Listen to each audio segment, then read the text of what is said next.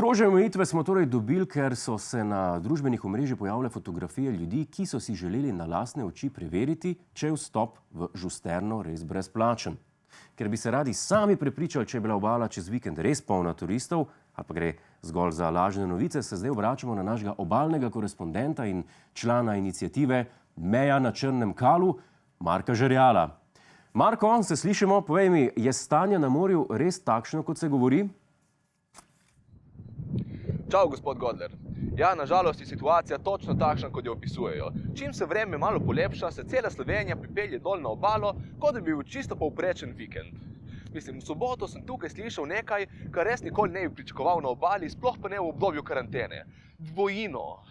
Dajmo, celinci, a lahko prosim nehajte širiti vaše viruse in vaše jezikovne komplikacije sem k nam vsaj za en mesec?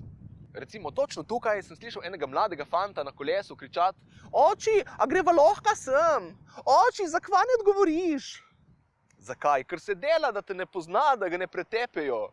Ravno kar se celem svetu oglaševal, da očitno niste iz tukaj. In če nam domačinom en dan prekipi, boste ti in tvoj oče plavali domov. Jaz res upam, da se bo to kmalu končalo, ker več ne vemo, kaj narediti. Kaj, naj občino Ankaran preimenujemo v občino Ankarantena, da boste razumeli.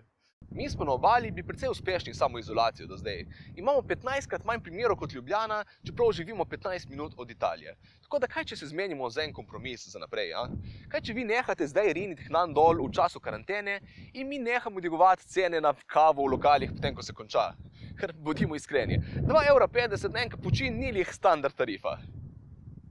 Najlepša hvala, Marko, da si nam razkril te strogo zaupne informacije. Hej, to je naš YouTube kanal, klikni na ta gumb in se naroči, da boš na tekočem. Polagaj pa nas tudi na Facebooku in na Twitterju, pa na ulici, pa na kakšnem javnem WC-ju.